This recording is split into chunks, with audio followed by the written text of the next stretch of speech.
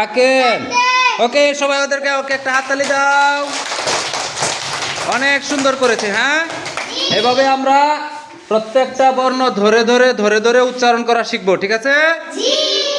ওকে।